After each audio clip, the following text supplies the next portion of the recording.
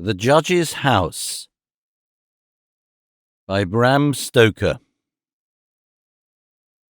Narrated by Peter Silverleaf. When the time for his examination drew near, Malcolm Malcolmson made up his mind to go somewhere to read by himself. He feared the attractions of the seaside, and also he feared completely rural isolation, for of old he knew its charms, and so he determined to find some unpretentious little town where there would be nothing to distract him. He refrained from asking suggestions from any of his friends, for he argued that each would recommend some place of which he had knowledge, and where he had already acquaintances. As Malcolmson wished to avoid friends, he had no wish to encumber himself with the attention of friends, and so he determined to look out for a place for himself. He packed a portmanteau with some clothes and all the books he required, and then took ticket for the first name on the local timetable for which he did not know. When, at the end of 3 hours' journey, he alighted at Benchurch, he felt satisfied that he had so far obliterated his tracks as to be sure of having a peaceful opportunity of pursuing his studies. He went straight to the one inn which the sleepy little place contained, and put up for the night. Benchurch was a market town, and once in 3 weeks was crowded to excess, but for the remainder of the 21 days it was as attractive as a desert.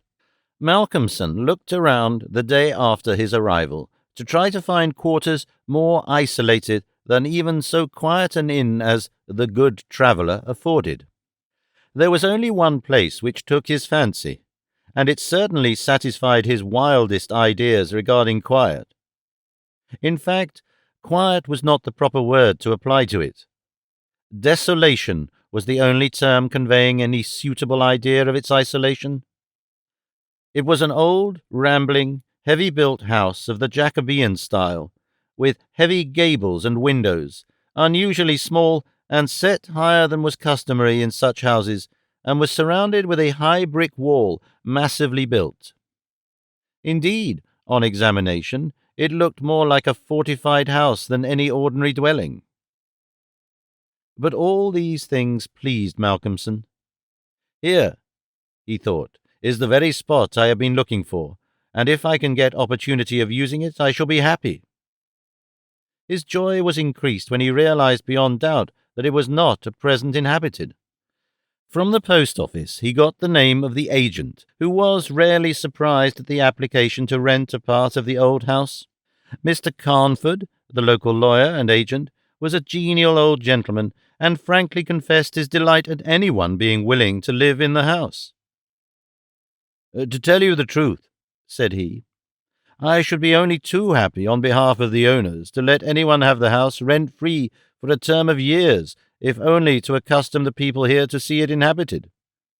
It has been so long empty that some kind of absurd prejudice has grown up about it, and this can be best put down by its occupation, if only," he added with a sly glance at Malcolmson, "by a scholar like yourself, who wants its quiet for a time." Malcolmson thought it needless to ask the agent about the absurd prejudice. He knew he would get more information, if he should require it, on that subject from other quarters. He paid his 3 months' rent, got a receipt, and the name of an old woman who would probably undertake to do for him, and came away with the keys in his pocket. He then went to the landlady of the inn, who was a cheerful and most kindly person, and asked her advice as to such stores and provisions as he would be likely to require. She threw up her hands in amazement when he told her where he was going to settle himself. "Not in the judge's house," she said, and grew pale as she spoke. He explained the locality of the house, saying that he did not know its name. When he had finished, she answered, "Aye, sure enough, the very place. It is the judge's house, sure enough." He asked her to tell him about the place, why so called, and what there was against it. She told him that it was so called locally, because it had been many years before, how long she could not say, as she was herself from another part of the country, but she thought it must have been 100 years or more, the abode of a judge who was held in great terror on account of his harsh sentences and his hostility to prisoners at assizes. As to what there was against the house itself, she could not tell. She had often asked, but no one could inform her, but there was a general feeling that there was something, and for her own part she would not take all the money in Drinkwater's bank and stay in the house an hour by herself. Then she apologized to Malcolmson for her disturbing talk. "It is too bad of me, sir, and you, and a young gentleman too, if you will pardon me saying it, going to live there all alone.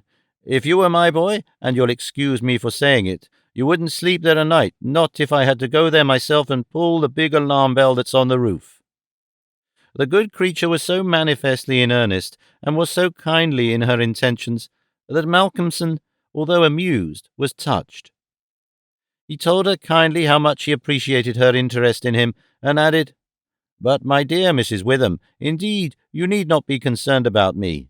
A man who is reading for the mathematical tripos has too much to think of to be disturbed by any of these mysterious somethings, and his work is of too exact and prosaic a kind to allow of his having any corner of his mind for mysteries of any kind.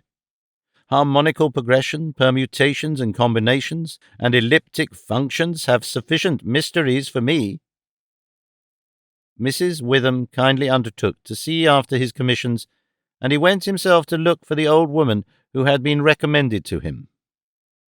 When he returned to the judge's house with her, after a couple of hours, he found Mrs. Witham herself waiting with several men and boys carrying parcels, and an upholsterer's man with a bed in a car, for she said, though tables and chairs might be all very well, a bed that hadn't been aired for mayhap 50 years was not proper for young bones to lie on.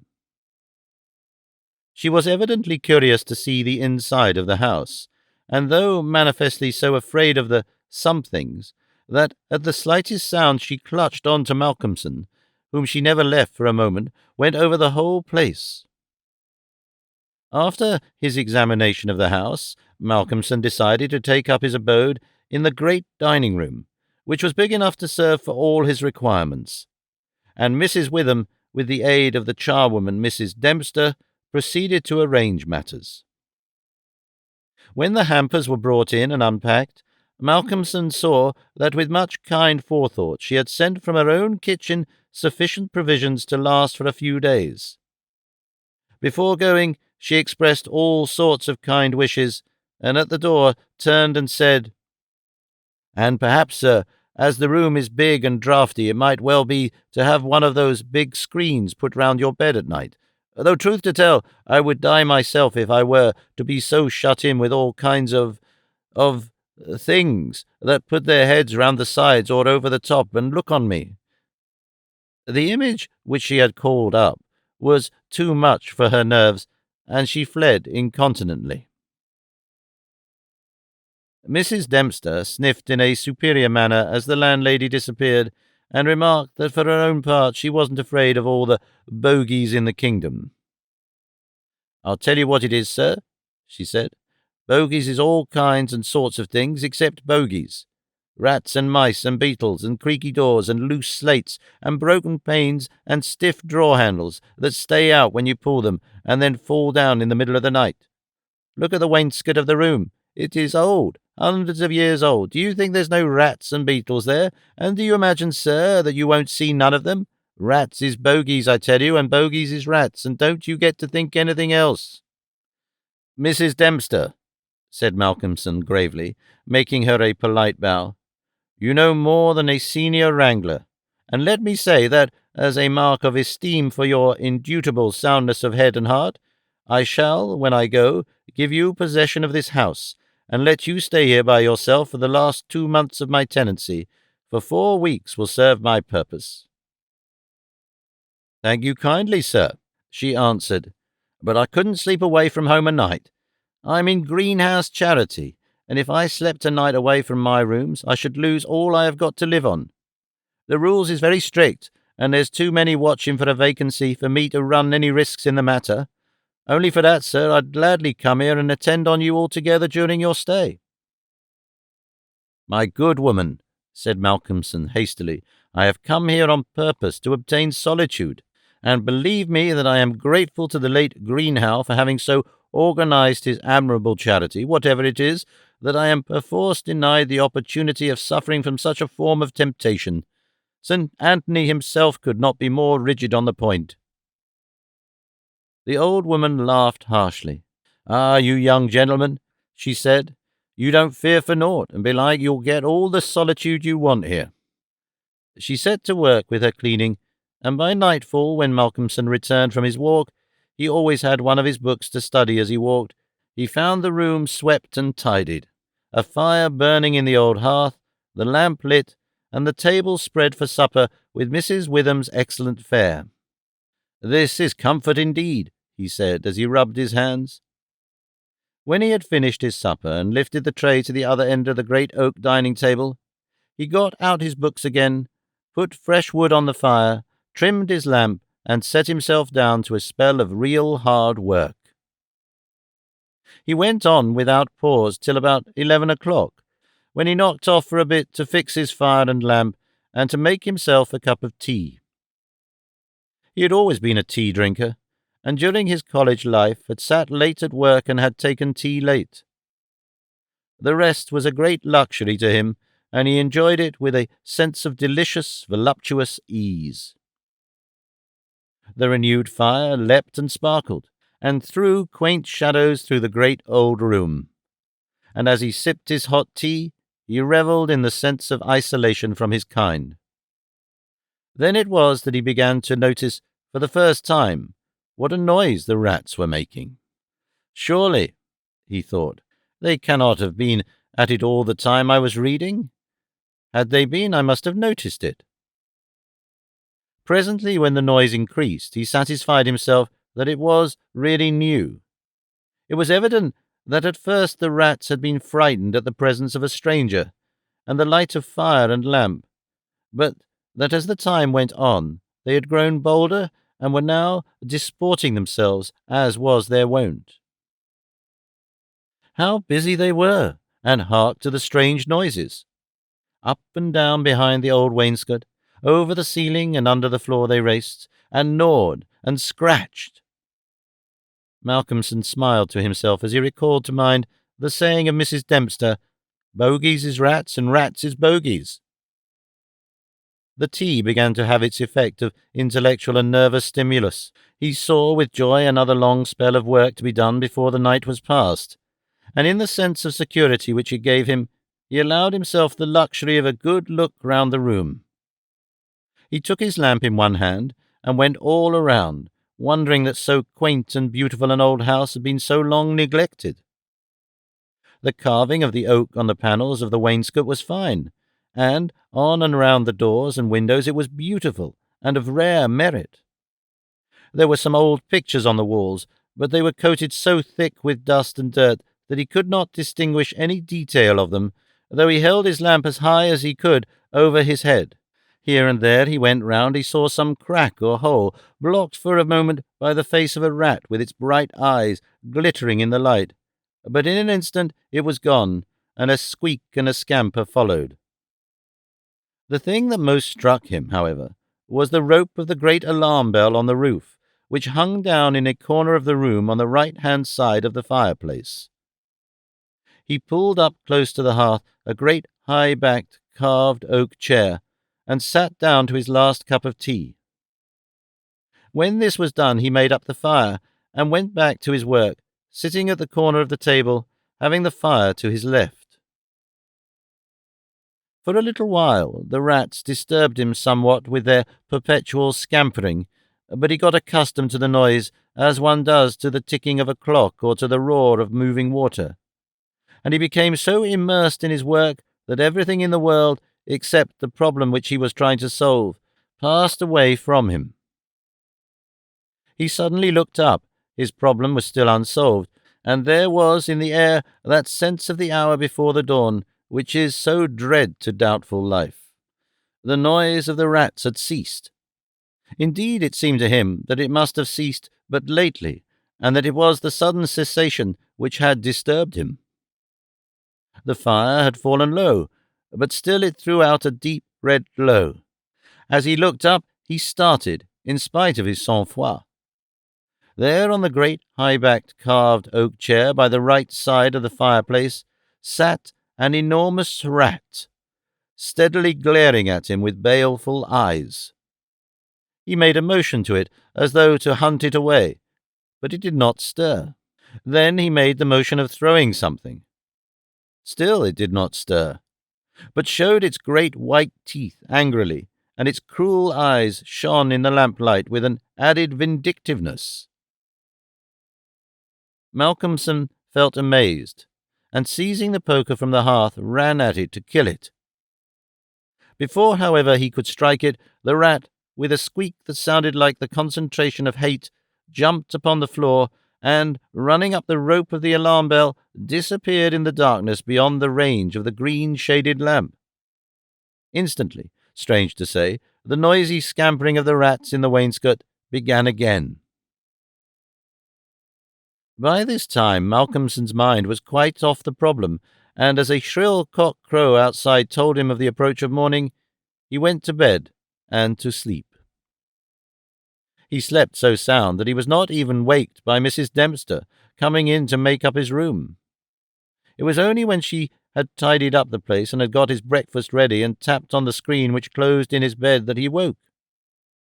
He was a little tired still after his night's hard work, but a strong cup of tea soon refreshed him, and, taking his book, he went out for his morning walk, bringing with him a few sandwiches lest he should not care to return till dinner-time.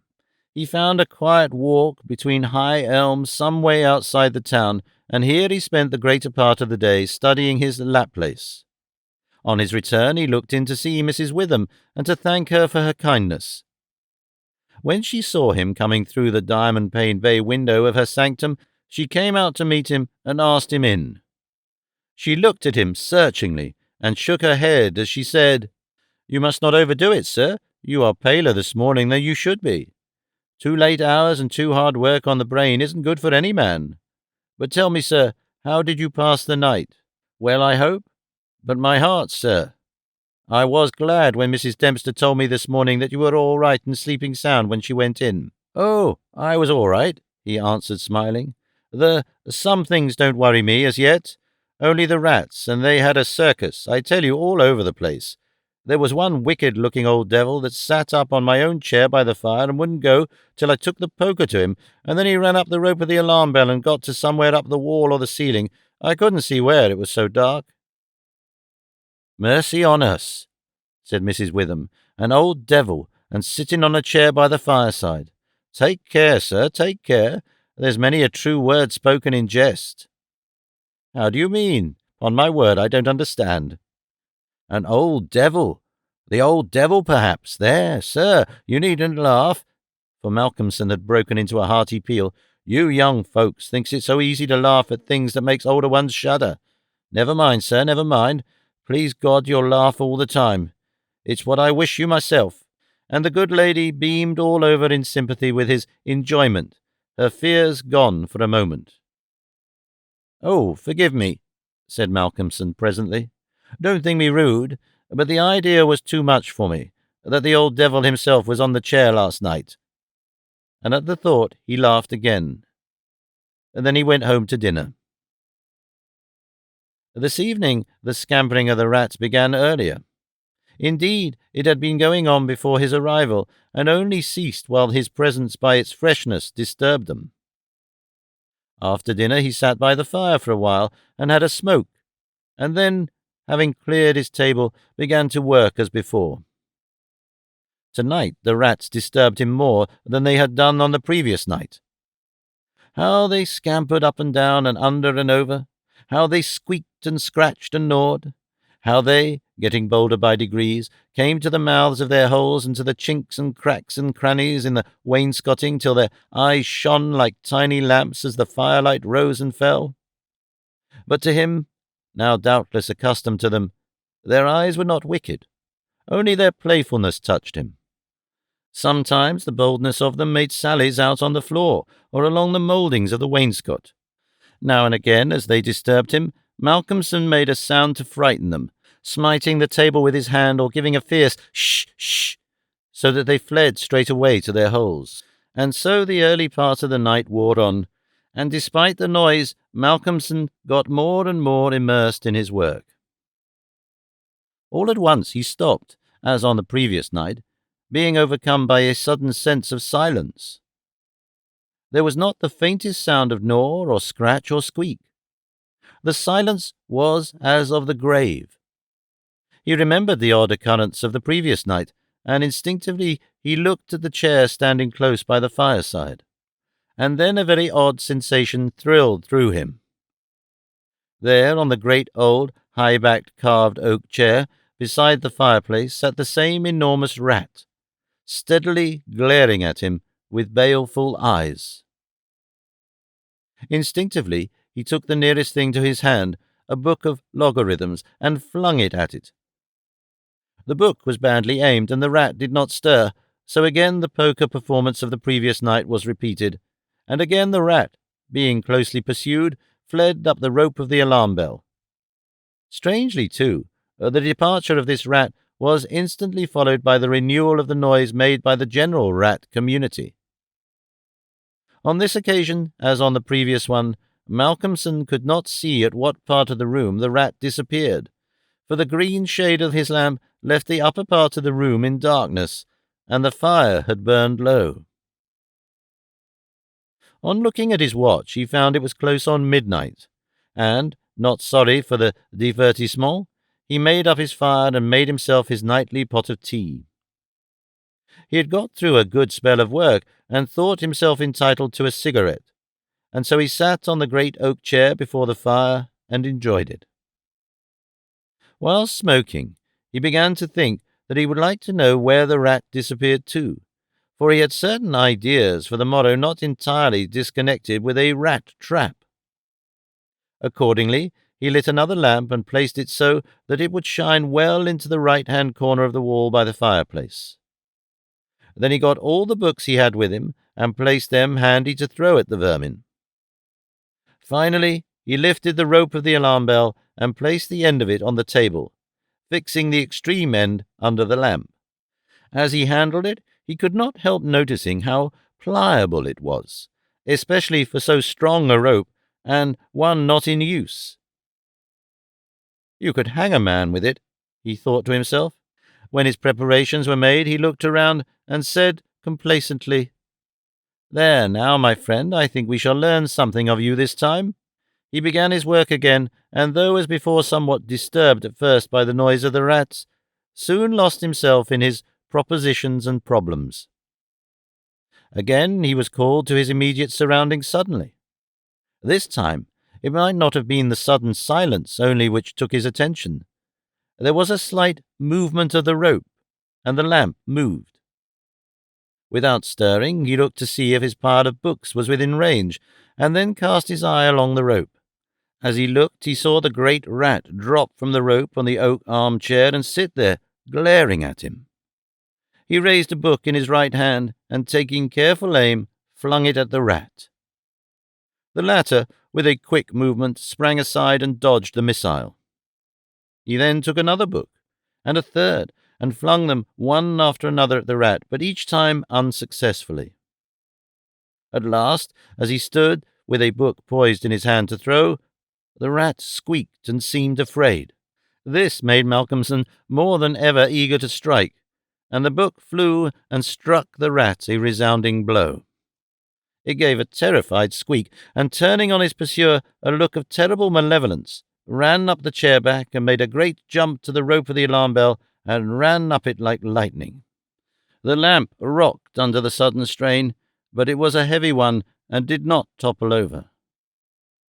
Malcolmson kept his eyes on the rat, and saw it by the light of the second lamp leap to a moulding of the wainscot and disappear through a hole in one of the great pictures which hung on the wall, obscured and invisible through its coating of dirt and dust. "I shall look up my friend's habitation in the morning," said the student, as he went over to collect his books. "The third picture from the fireplace, I shall not forget." He picked up the books one by one, commenting on them as he lifted them. Conic sections, he does not mind, nor cycloidal oscillations, nor the Principia, nor quaternions, nor thermidon amics. Now for the book that fetched him. Malcolmson took it up and looked at it. As he did so, he started, and a sudden pallor overspread his face. He looked round uneasily and shivered slightly, as he murmured to himself, "The Bible my mother gave me. What an odd coincidence." He sat down to work again, and the rats in the wainscot renewed their gambols. They did not disturb him, however. Somehow their presence gave him a sense of companionship. But he could not attend to his work, and after striving to master the subject on which he was engaged, gave it up in despair, and went to bed as the first streak of dawn stole in through the eastern window. He slept heavily but uneasily, and dreamed much, and when Mrs. Dempster woke him late in the morning, he seemed ill at ease, and for a few moments did not seem to realize exactly where he was.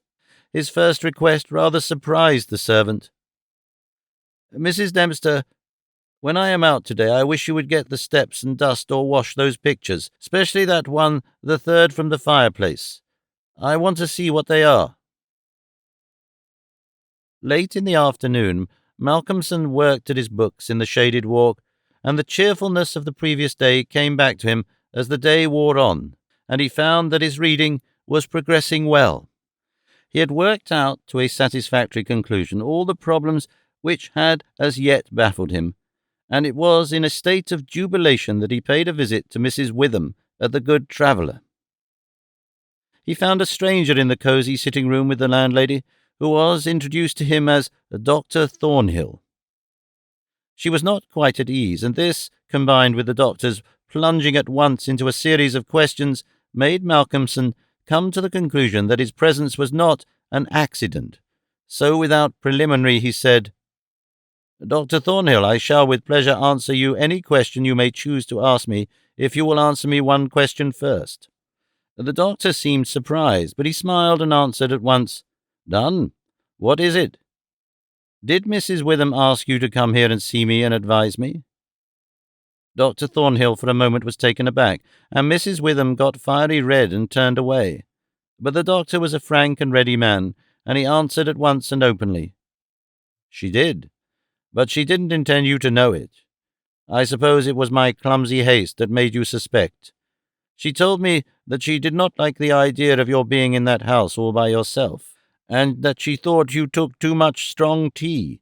In fact, she wants me to advise you, if possible, to give up the tea and the very late hours.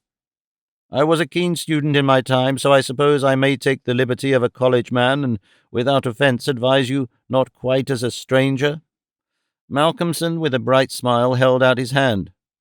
"Shake, as they say in America," he said. "I must thank you for your kindness, and Mrs. Witham too, and your kindness deserves a return on my part. I promise to take no more strong tea, no tea at all, till you let me, and I shall go to bed tonight at 1 o'clock at latest. Will that do?" "Capital," said the doctor. "Now, tell us all that you noticed in the old house." And so Malcolmson then and there told in minute detail all that had happened in the last 2 nights. He was interrupted every now and then by some exclamation from Mrs. Witham, till finally, when he told of the episode of the Bible, the landlady's pent-up emotions found vent in a shriek, and it was not till a stiff glass of brandy and water had been administered that she grew composed again. Dr. Thornhill listened with a face of growing gravity, and when the narrative was complete and Mrs. Witham had been restored, he asked, "That rat always went up the rope of the alarm bell?" "Always. I suppose you know," said the doctor after a pause, "what the rope is?" "No." "It is," said the doctor slowly, "the very rope which the hangman used for all the victims of the judge's judicial rancour." Here he was interrupted by another scream from Mrs. Witham, and steps had to be taken for her recovery. Malcolmson, having looked at his watch and found that it was close to his dinner hour, had gone home before her complete recovery. When Mrs. Witham was herself again, she almost assailed the doctor with angry questions as to what he meant by putting such horrible ideas into the poor young man's mind. "He has quite enough there already to upset him," she added. Dr. Thornhill replied, "My dear madam, I had a distinct purpose in it. I wanted to draw his attention to the bell rope and to fix it there. It may be that he is in a highly overwrought state and has been studying too much, although I am bound to say that he seems as sound and healthy a young man, mentally and bodily, as ever I saw. But then the rats, and that suggestion of the devil." The doctor shook his head and went on, "I would have offered to go and stay the first night with him, but that I felt sure that it would have been a cause of offence. He may get in the night some strange fright or hallucination, and if he does, I want him to pull that rope. All alone as he is, it will give us warning, and we may reach him in time to be of service. I shall be sitting up pretty late tonight, and shall keep my ears open. Do not be alarmed if Benchurch gets a surprise before morning." "Oh, doctor, what do you mean? What do you mean?" "I mean this, that possibly, nay, more probably, we shall hear the great alarm bell from the judge's house tonight." And the doctor made about as effective an exit as could be thought of. When Malcolmson arrived home, he found that it was a little after his usual time, and Mrs. Dempster had gone away. The rules of greenhouse charity were not to be neglected. He was glad to see that the place was bright and tidy, with a cheerful fire and a well-trimmed lamp. The evening was colder than might have been expected in April, and a heavy wind was blowing with such rapidly increasing strength that there was every promise of a storm during the night. For a few minutes after his entrance, the noise of the rats ceased, but so soon as they became accustomed to his presence, they began again. He was glad to hear them, for he felt once more the feeling of companionship in their noise, and his mind ran back to the strange fact that they only ceased to manifest themselves when that other, the great rat with the baleful eyes, came upon the scene. The reading lamp was only lit, and its green shade kept the ceiling and the upper part of the room in darkness, so that the cheerful light from the hearth, spreading over the floor and shining on the white cloth laid over the end of the table, was warm and cheery. Malcolmson sat down to his dinner with a good appetite and a buoyant spirit. After his dinner and a cigarette, he sat steadily down to work, determined not to let anything disturb him, for he remembered his promise to the doctor and made up his mind to make the best of the time at his disposal. For an hour or so he worked all right, and then his thoughts began to wander from his books. The actual circumstances around him, the calls on his physical attention, and his nervous susceptibility were not to be denied. By this time the wind had become a gale, and the gale a storm. The old house, solid though it was, seemed to shake to its foundations, and the storm roared and raged through its many chimneys and its queer old gables, producing strange, unearthly sounds in the empty rooms and corridors. Even the great alarm bell on the roof must have felt the force of the wind, for the rope rose and fell slightly, as though the bell were moved a little from time to time, and the limber rope fell on the oak floor with a hard and hollow sound. As Malcolmson listened to it, he bethought himself of the doctor's words. "It is the rope which the hangman used for the victims of the judge's judicial rancour." And he went over to the corner of the fireplace and took it in his hand to look at it. There seemed a sort of deadly interest in it, and as he stood there he lost himself for a moment in speculation as to who these victims were, and the grim wish of the judge to have such a ghastly relic ever under his eyes.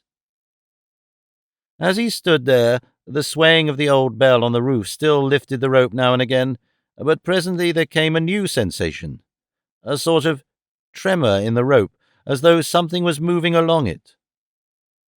Looking up instinctively, Malcolmson saw the great rat coming slowly down towards him, glaring at him steadily. He dropped the rope and started back with a muttered curse, and the rat, turning, ran up the rope again and disappeared. And at the same instant Malcolmson became conscious that the noise of the rats, which had ceased for a while, began again. All this set him thinking, and it occurred to him that he had not investigated the lair of the rat or looked at the pictures as he had intended. He lit the other lamp without the shade, and holding it up, went and stood opposite the third picture from the fireplace on the right-hand side, where he had seen the rat disappear on the previous night. At the first glance he started back so suddenly that he almost dropped the lamp, and a deadly pallor overspread his face. His knees shook, and heavy drops of sweat came on his forehead, and he trembled like an aspen. But he was young and plucky, and pulled himself together, and after the pause of a few seconds stepped forward again, raised the lamp, and examined the picture which had been dusted and washed, and now stood out clearly.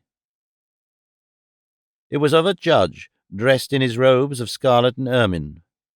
His face was strong and merciless, evil, crafty, and vindictive, with a sensual mouth, hooked nose of ruddy colour, and shaped like the beak of a bird of prey. The rest of his face was of a cadaverous colour. The eyes were of peculiar brilliance and with a terribly malignant expression. As he looked at them, Malcolmson grew cold, for he saw there the very counterpart of the eyes of the great rat. The lamp almost fell from his hand. He saw the rat with its baleful eyes peering out through the hole in the corner of the picture, and noted the sudden cessation of the noise of the other rats. However, he pulled himself together and went on with his examination of the picture. The judge was seated in a great high-backed carved oak chair, on the right-hand side of a great stone fireplace where, in the corner, a rope hung down from the ceiling, its end lying coiled on the floor. With a feeling of something like horror, Malcolmson recognized the scene of the room as it stood, and gazed around him in an awestruck manner as though he expected to find some strange presence behind him. Then he looked over to the corner of the fireplace, and with a loud cry he let the lamp fall from his hand. There, in the judge's armchair, with the rope hanging behind, sat the rat with the judge's baleful eyes, now intensified and with a fiendish leer. Save for the howling of the storm without, there was silence. The lamp, fallen, recalled Malcolmson to himself. Fortunately, it was of metal, and so the oil was not spilt. However, the practical need of attending to it settled at once his nervous apprehensions. When he had turned it out, he wiped his brow and thought for a moment. "This will not do," he said to himself. "If I go on like this, I shall become a crazy fool. This must stop. I promised the doctor I would not take tea. Faith, he was pretty right. My nerves must have been getting into a queer state. Funny I did not notice it. I never felt better in my life. However, it is all right now, and I shall not be such a fool again." Then he mixed himself a good, stiff glass of brandy and water, and resolutely sat down to his work. It was nearly an hour when he looked up from his book, disturbed by the sudden stillness. Without, the wind howled and roared louder than ever, and the rain drove in sheets against the windows, beating like hail on the glass. But within there was no sound whatever, save the echo of the wind as it roared in the great chimney, and now and then a hiss as a few raindrops found their way down the chimney in a lull of the storm. The fire had fallen low and had ceased to flame, though it threw out a red glow. Malcolmson listened attentively, and presently heard a thin, squeaking noise, very faint. It came from the corner of the room where the rope hung down, and he thought it was the creaking of the rope on the floor as the swaying of the bell raised and lowered it. Looking up, however, he saw in the dim light the great rat clinging to the rope and gnawing it. The rope was already nearly gnawed through. He could see the lighter colour where the strands were laid bare.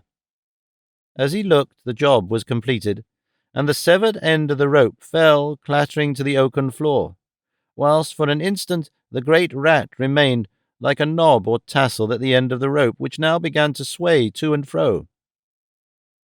Malcolmson felt for a moment another pang of terror as he thought that now the possibility of calling the outer world to his assistance was cut off, But an intense anger took its place, and seizing the book he was reading, he hurled it at the rat.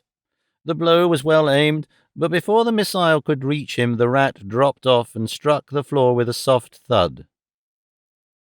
Malcolmson instantly rushed over towards him, but it darted away and disappeared in the darkness of the shadows of the room. Malcolmson felt that his work was over for the night, and determined then and there to vary the monotony of the proceedings by a hunt for the rat, and took off the green shade of the lamp so as to ensure a wider spreading of the light.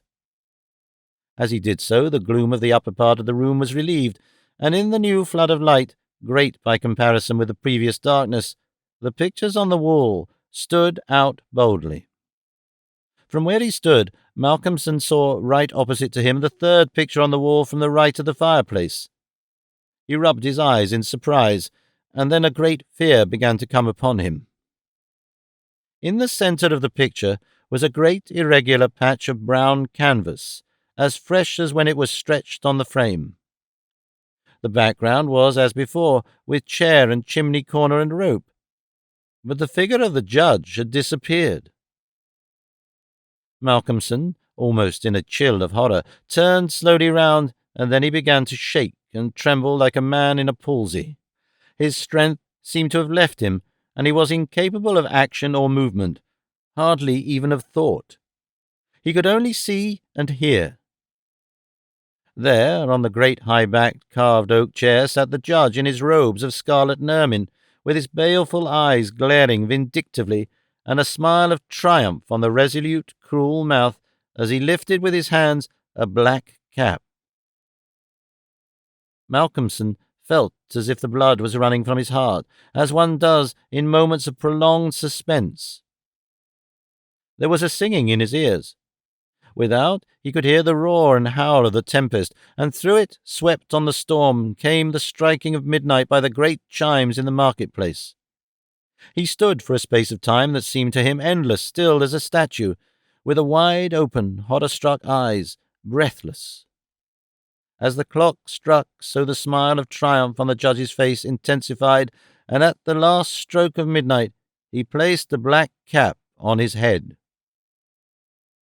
Slowly and deliberately the judge rose from his chair and picked up the piece of the rope of the alarm bell which lay on the floor, drew it through his hands as if he enjoyed its touch, and then deliberately began to knot one end of it, fashioning it into a noose.